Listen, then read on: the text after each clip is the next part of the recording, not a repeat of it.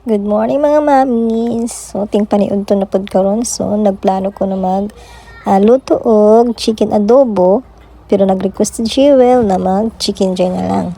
So kana siya naghiwa na kong mga lamas. Kana. Then plano ko mag chicken joy or butter chicken na walay buttered.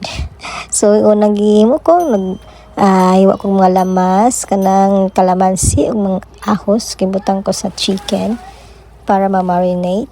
So gibutangan ko na og paminta, then og asin.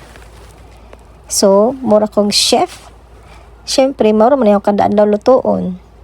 Mura man tanan kong naibawa na magluto, at least kabalo ko magluto. So kanang gibutangan ko nag-itlog, mao na kong yan. So gibutang na sa kaha. So, di na ta magpaligay-ligay pa after ana. Mga dahil ta. So, while waiting na magluto, so, kani siyang duha, nagtanaw na siyang TV, na sila yung mga games. So, nagdula na sila kung kinsay maka-answer na ay prize daw.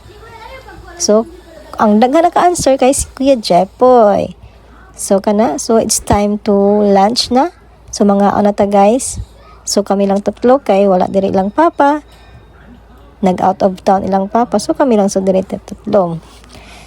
Yan. So, ganahan dyan daw sila sa akong luto. Lamin dyan daw kaayo. Si Kuya Jepoy, halos isa ka bandihado ang nahurot. So, after nila magkaon, so na iniabot na parcel kay Jewel, iyang dulaan na kitchen.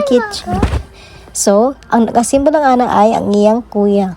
Very good guys si kuya, kaya nahimo dyan niya ang pag-assemble. Adyan ko nagtuon na assemble din ka ng kitchen ng iyang manghod na kay Jewel.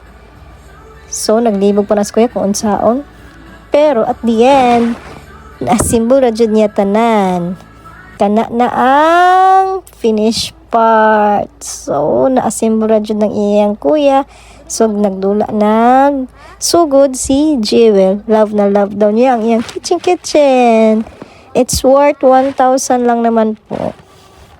So, yan. Meron pala yung mini ref.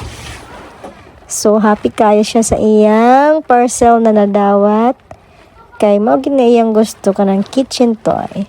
Thanks for watching!